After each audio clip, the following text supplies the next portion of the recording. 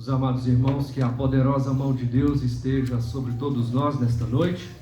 Vamos abrir a palavra do Senhor na carta aos Hebreus, capítulo 2, versos 1 a 4. Hebreus, capítulo 2, versos 1 a 4. Eu peço a você que acompanhe atentamente a leitura da palavra de Deus. E como de costume fazemos, mantenha a sua Bíblia aberta ao longo da exposição, para que nós tenhamos condições de retomar o texto algumas vezes.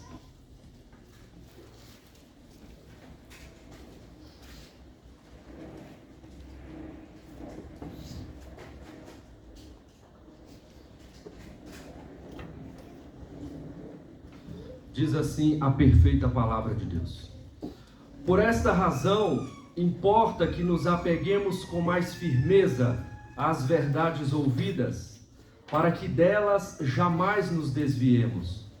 Se, pois, se tornou firme a palavra falada por meio de anjos, e toda transgressão ou desobediência recebeu justo castigo, como escaparemos nós se negligenciarmos tão grande salvação, a qual tem sido anunciada inicialmente pelo Senhor, foi-nos depois confirmada pelos que a ouviram, dando Deus testemunho, juntamente com eles, por sinais, prodígios e vários milagres, e por distribuição do Espírito Santo, segundo a sua vontade. Amém. Até aqui a leitura da palavra de Deus. Vamos curvar a nossa cabeça e vamos falar com o Pai mais uma vez. Soberano Senhor, nós estamos diante da Tua palavra mais uma vez e rogamos a Ti, Senhor, para que o Senhor nos dê a capacidade de que necessitamos para experimentar o máximo, ó Deus, de que o Teu ensino nesta noite pode trazer ao nosso coração. Ó Deus, que esta mensagem venha ao encontro da necessidade de cada um destes irmãos que aqui estão. Que a Tua palavra, Senhor, forte e poderosa, mova o coração deste irmão, desta irmã, para que saiam da incredulidade para a fé, para que saiam da tristeza, do abatimento da alma e também da carne, para uma posição de revigoramento, para que tenham força e coragem para seguir em frente na sua vida. Ó Deus, que aquele que está triste encontre na Tua palavra alegria, que aquele que está sem esperança encontre na Tua palavra a esperança de que necessita. E assim, ó Deus, por meio das exortações e dos encorajamentos que a Tua palavra nos traz, sejamos todos pastoreados pela Tua boa mão. Que todos aqui, ó Deus, do mais jovem ao mais idoso, experimentemos dos pastos verdejantes da Tua palavra nesta hora. É o que nós te pedimos e o fazemos em nome de Jesus, o Senhor desta igreja. Amém. Amém. Nós temos na jornada da vida tido experiências das mais diversas. Talvez você ainda não tenha passado por algo do que eu gostaria neste momento de fazer você pensar. Mas ainda que você não tenha passado por isso, eu gostaria que você imaginasse, gostaria que você se visse nesta cena que vou descrever. Imagine que você pegasse o seu carro, e marchasse então com ele rumo a um destino conhecido. E ao longo da jornada, o sol está claro, as nuvens estão esparsas no céu, o dia está lindo, brilhante, e você passeia alegremente ao longo da jornada. A expectativa da chegada faz com que você fique empolgado na jornada. Mas de repente tudo muda. Então o céu começa a escurecer. As nuvens começam a ficar densas. Onde antes havia sol e céu claro, agora há chuvisco. E depois do chuvisco, chuva forte. E depois da chuva forte, uma torrente que desce do céu. E o para-brisa quase não consegue conter a quantidade de água que ali vai se acumulando. Então você diminui a velocidade, mas segue em frente, porque a expectativa da chegada é grande. Você segue lutando contra a natureza e as forças da natureza se opõem a você. Então, de repente, você olha na estrada e uma placa diz: cuidado, curva perigosa, mas você continua acelerando, porque quer chegar ao fim. Então, mais à frente, uma outra placa diz: cuidado, reduz a velocidade, mas você segue acelerado. Então, você segue um pouco mais e, de repente, se depara com alguém vestido com roupa colorida. Esta que os agentes de trânsito usam, e ele tem na placa uma placa piscante na mão, uma placa piscante, que diz: cuidado, cuidado, mas você segue em frente acelerado. Não obstante, agora você se vê numa situação difícil, porque a estrada é nova, a chuva acumula-se, o carro já não consegue andar, a água começa a subir, o veículo flutuar, e você está apavorado dentro do veículo, quando de repente alguém próximo decide salvar sua vida e joga uma corda, mas você não pega a corda. Então outra pessoa apavorada chama os bombeiros, vem um helicóptero, no helicóptero uma cesta, a cesta desce para que você pule dentro dela, mas você não pula.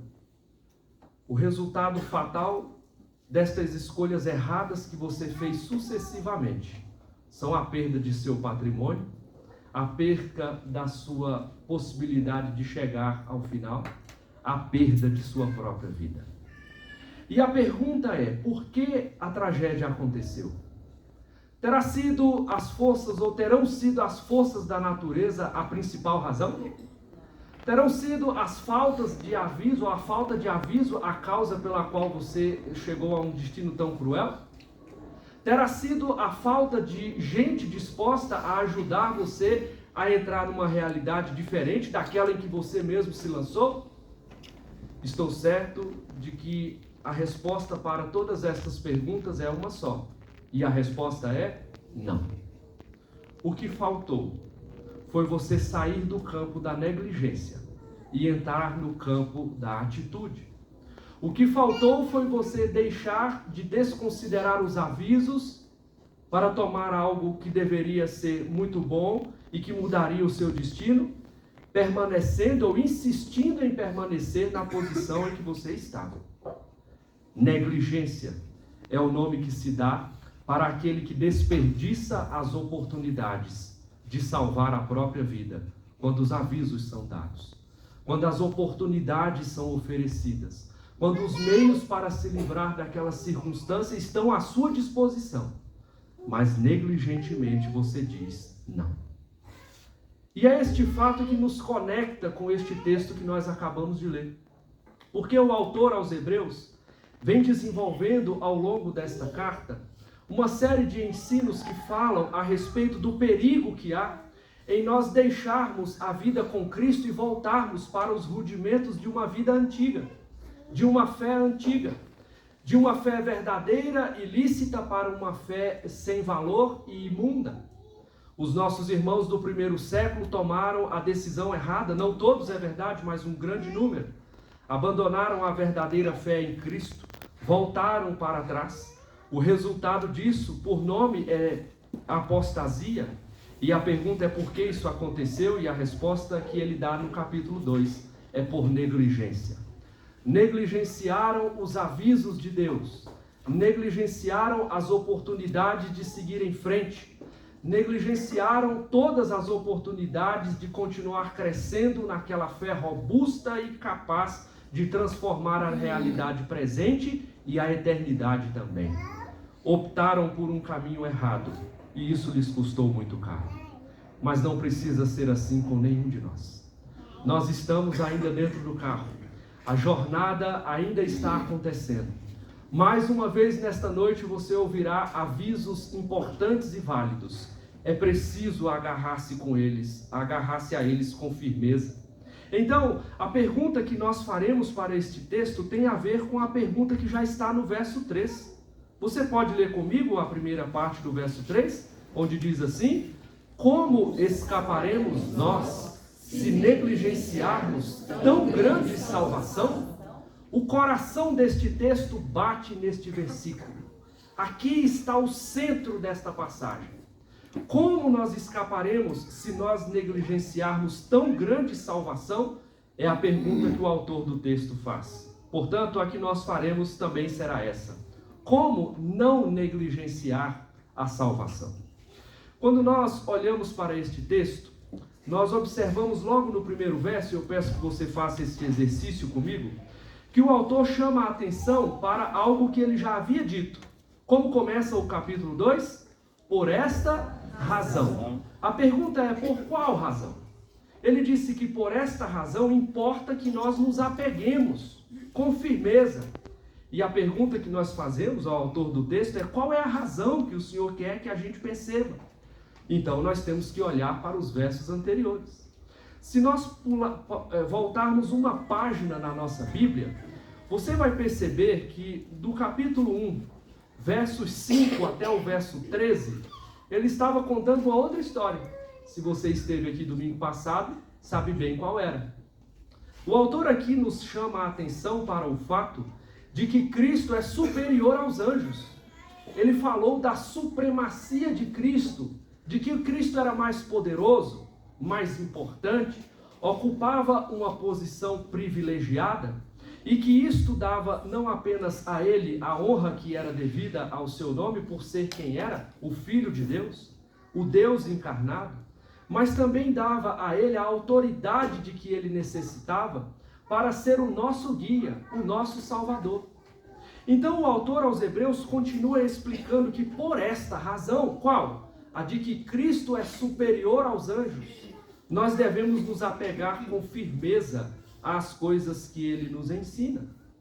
Ele disse que por esta razão, ou seja, pelo fato de Cristo ser superior aos anjos, nós precisamos entender que a superioridade de Cristo reside no fato que ele já havia dito também no capítulo 1, do verso 1 ao 4. Especialmente no verso 3, onde ele disse que Jesus é a expressão exata do ser de Deus. Ele está dizendo que Jesus é maior do que os anjos, e isso já é muita coisa. Mas ele já havia dito algo maior do que isso anteriormente, a de que Jesus é o próprio Deus encarnado. De que quando você olha para a face de Cristo, a face que você vê é a face do Criador, estampada na cara do seu Filho. Ele tem a autoridade, ele tem o poder, ele é maior do que os anjos. E é por isso que é nele e somente nele que nós podemos e devemos confiar em matéria de salvação. Agora, no capítulo 2, verso 1, o autor do texto continua dizendo: por esta razão, ou seja, por ser Cristo quem ele é, importa que nos apeguemos com mais firmeza às verdades ouvidas. Ora, o contrário de apegar-se com firmeza é apegar-se flacidamente ou frouxamente. O contrário de apegar-se é soltar. O contrário de apegar-se ou de abraçar é de deixar escapar. Era esse o problema que ocupava a agenda daqueles dias na vida de nossos irmãos. Também é este o problema que ocupa a nossa agenda nos nossos dias. Porque não são poucos aqueles que estão deixando escapar aquilo que deveriam agarrar com todas as forças. Imagine você, uma pessoa caída ao mar em meio a uma grande tempestade. A pergunta que eu lhe faço é: qual é a maior expectativa que uma pessoa nesta condição nutre? Imagine você em meio a uma destas enxurradas que vez ou outra alagam estações de metrô e ruas na nossa cidade. Se você estivesse no meio de uma ilha de cimento, asfalto e a água começasse a subir, chega na cintura, no pescoço, na garganta, qual é a expectativa maior que você tem? Se não é a de que alguém jogue uma boia, ou de que passe por ali uma madeira flutuando, uma tábua que lhe sirva de salvação. Qual seria o homem que, estando diante deste instrumento capaz de salvá-lo, seria negligente e o deixaria passar? Ora, qualquer pessoa que visse a sua vida por um fio, faria qualquer coisa para autopreservar-se, agarraria-se a esta tábua de salvação com toda a sua força. A firmeza com a qual ela se adequa ou a qual ela se firma sobre aquela madeira ou aquela boia se dá pelo fato da consciência que ela tem de que aquele é o único instrumento capaz de dar a ela uma oportunidade de viver. É pela consciência de que a vida está por um fio e de que aquele instrumento é capaz de salvá-lo, que você se agarra a ele com todas as forças, unhas e dentes. Não será por isso que muitos de nós têm voltado atrás, abandonado o santo caminho do Senhor, caminhado na direção contrária da salvação direto para a perdição, porque não têm a consciência da necessidade que têm de serem salvos. A pergunta é como ou quando os homens abandonam ou agarram frouxamente a salvação. É quando eles não confiam no fato de que eles não são capazes ou de que só Cristo é capaz de salvá-los.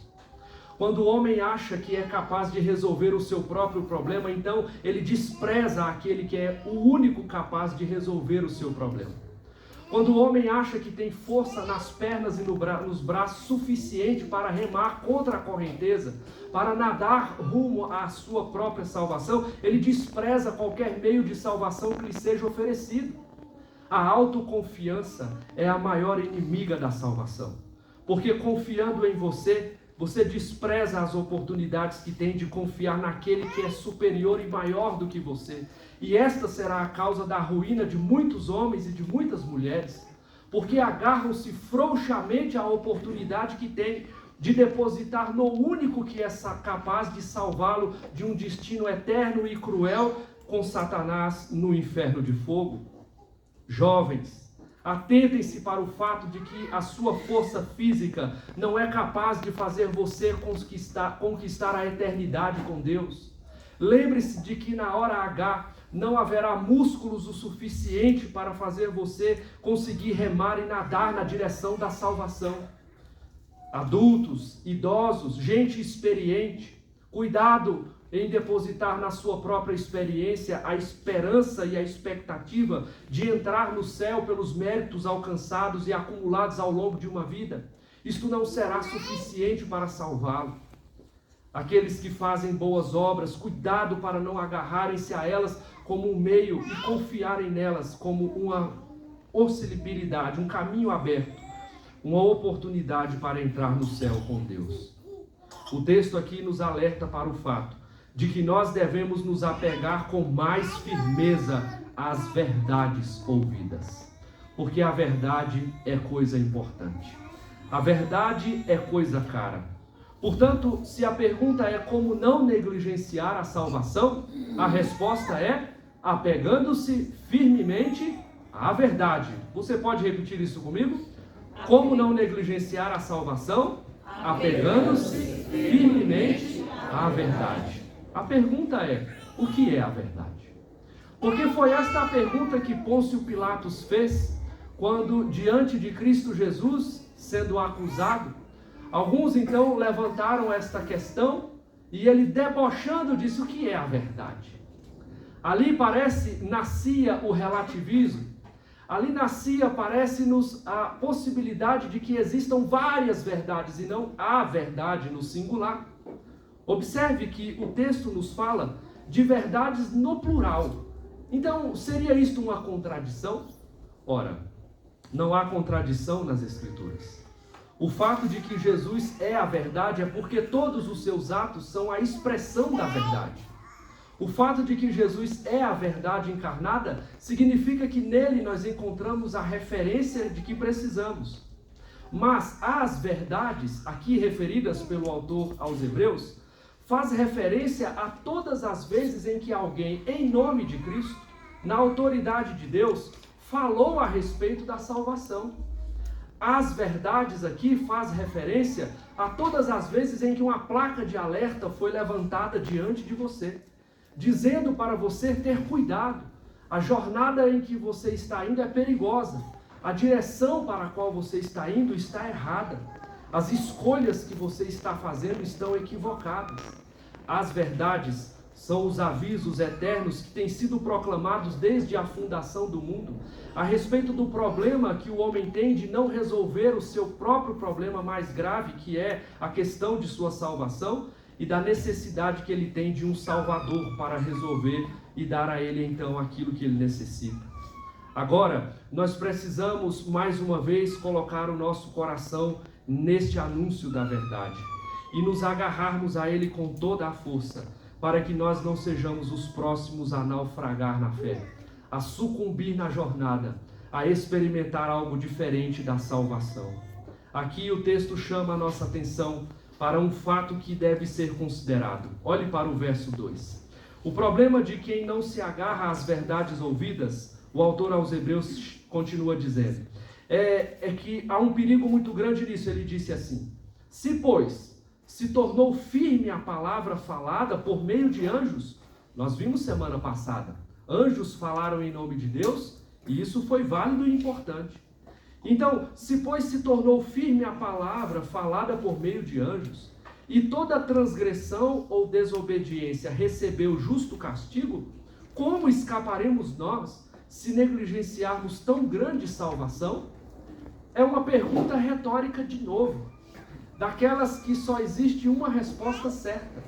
Se você negligenciar, a pergunta é: todas as vezes que alguém negligenciou, deu errado. Todas as vezes em que alguém desconsiderou estas verdades, ele pagou caro por isso.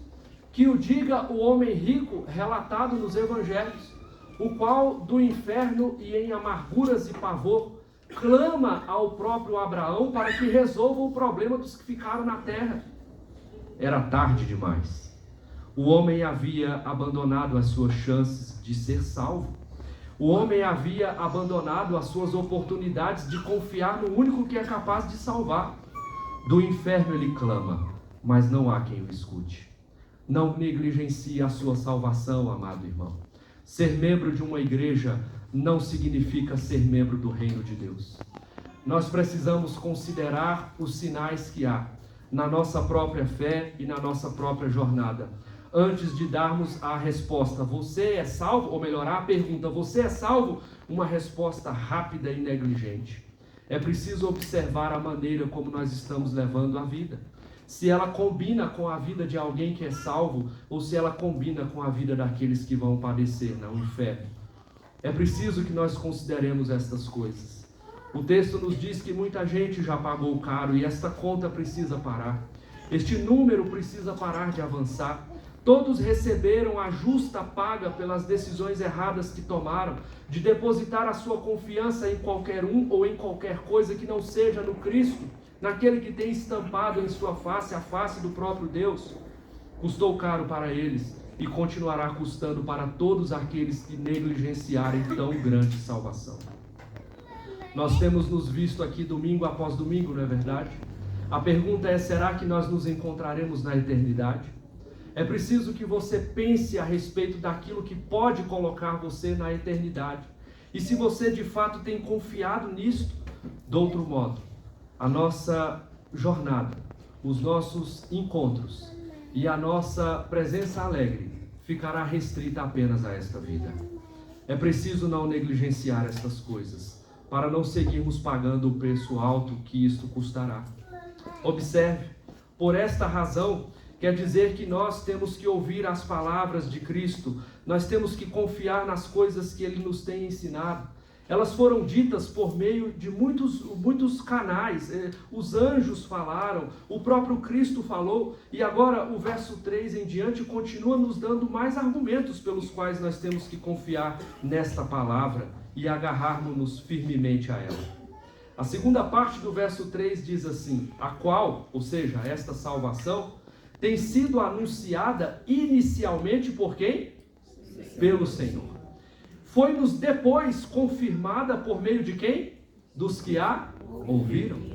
Há testemunhas. Aquele que anunciou inicialmente foi o Senhor. Em segundo lugar, aqueles que ouviram continuaram a reverberar as palavras que ouviram. A salvação foi inicialmente anunciada pelo próprio Deus, em nenhum lugar menos do que no próprio jardim do Éden. Em Gênesis 3,15 está a promessa.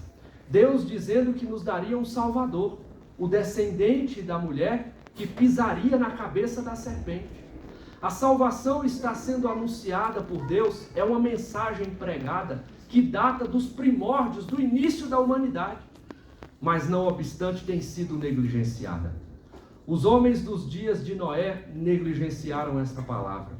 Ouviram a respeito da salvação, viram a tábua de salvação diante dos seus olhos, ouviram os alertas de um homem que ao longo de 100 anos pregou tábuas e mensagem a respeito de salvação. O resultado foi a negligência. Do lado de dentro, salvação para os que confiaram. Do lado de fora, gritos de horror dos que se afogaram. A salvação tem sido anunciada ao longo de muitos séculos. Nos dias do nosso irmão Moisés, foi assim anunciada no Egito. O povo de Deus saiu, alguns confiaram naquele que os havia livrado e na direção que os guiava. Foi junto com ele. Outros ficaram para trás, pagaram com a própria vida. Não são poucos aqueles que têm negligenciado a oportunidade. Não são poucos aqueles que têm apenas andado junto com o povo de Deus, mas que nunca se tornam povo de Deus. O nosso Senhor Jesus nos alertou para o fato de que o joio está plantado entre o trigo. E a pergunta que você deve fazer ao seu coração com certa frequência é: qual dos dois eu sou? Qual dos dois eu sou? Porque o trigo é conhecido pelo Senhor, o joio também. E aquele que é trigo sabe que é, porque a sua vida combina com a vida de trigo. Mas aquele que é joio deve saber também que a vida dele combina com o que ele não é. Uma testemunha de Cristo, um dos eleitos do Senhor. Há características importantes na diferenciação entre trigo e joio. Alguns estudiosos têm dedicado bastante tempo e análise em relação a isso. O trigo, você sabe, é um grão muito importante na dieta, especialmente do povo do Oriente, por que não dizer também na nossa, não é verdade? O trigo é um material bastante saboroso, um cereal com o qual se pode fazer muitos tipos de alimento diferente, desde o pãozinho até a massa, passando por vários tipos de panificações. Um alimento saudável que tem sustentado a humanidade até aqui. Agora, quando nós olhamos para o joio, uma planta muito parecida com o trigo, conhecida na agronomia pelo nome de cisânio, há duas características que me chamam a atenção e me apavoram ao mesmo tempo. A primeira é o fato de que o cisânio é exatamente igual ao trigo. Quando você olha para ele, é um fruto bonito, um pêndulo semelhante a esse que diante de nós está. Ao lado do trigo não há diferenças a olho nu. Mas quando você chega perto, percebe outra característica importante. Os grãos de trigo em geral estão bem granados assim, quando você aperta essa base. Que felicidade é termos este exemplo aqui diante de nós. Então você percebe que dentro destas casquinhas há vários grãos. O cisânio não é assim. Do lado de fora, casca. Do lado de dentro, oco. Não há frutos reais. Parece haver fruto do lado de fora. Do lado de dentro não há coisa nenhuma. Quando é pisado, esmagado, quando é submetido ao processo de extração, o cisânio logo revela que não tem nada no seu interior. Não raramente se encontra um grão ou outro, e uma característica ou outra nos assusta. O fato de que quando você experimenta o sabor do grão do cisânio é amargo. Não combina com o trigo, porque o trigo tem um sabor adocicado, algo que beira o neutro, mas adocicado. Mas o cisânio é amargo. Bonito por fora, oco e amargo por dentro. São as características daqueles que estão junto com o trigo, mas nunca entrarão na eternidade. Tem desprezado o único e suficiente caminho que pode levar o homem para a eternidade com Deus. E logo descobrirão que são feitos de outra matéria. Eu sei, irmãos, que estas palavras abalam o nosso coração. Pelo menos o coração de um homem que teme a Deus fica abalado diante delas. Porque nós nos questionamos com frequência: meu Deus, em que lado eu estou nessa história?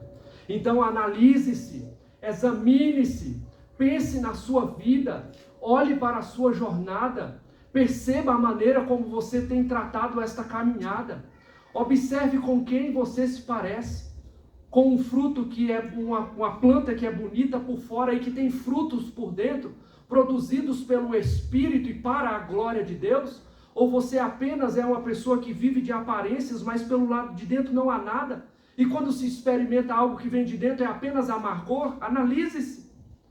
O apóstolo Paulo, quando falou a respeito da Santa Ceia do Senhor, nos exortou quanto a estas coisas. Ele disse: examine-se, pois, o homem a si mesmo. Ele nos fala da necessidade de nós pensarmos a respeito da jornada em que temos trilhado. A falsa religião não gosta desta mensagem, não prega esta mensagem, não anuncia estas coisas, porque estas coisas, dizem eles, espantam as pessoas e eles querem público e não verdade. Mas nós corajosamente queremos a verdade e não público. Deus seja louvado por isso. Nós estamos diante de uma verdade real e nós precisamos nos firmar a ela. Agora, ele nos diz que o Senhor inicialmente foi quem pregou. Depois, ela foi confirmada. E a pergunta que eu lhe faço é: confirmada por quem? A resposta é, olhe na sua Bíblia, verso 3. Foi confirmada pelos que a ouviram. Testemunhas. A primeira pergunta é: como não negligenciar a salvação? E a resposta é: apegando-se firmemente às verdades ouvidas. O trigo se comporta assim.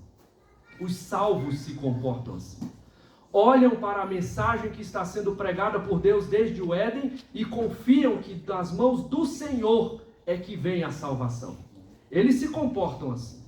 E todos aqueles que confiaram nesta palavra comportaram-se deste modo. Veja, o verso 4 nos diz quem eles são. Dando Deus testemunho, juntamente com eles, ou seja, com os que ouviram, então houve uma cooperação ao longo da história da humanidade. Qual cooperação?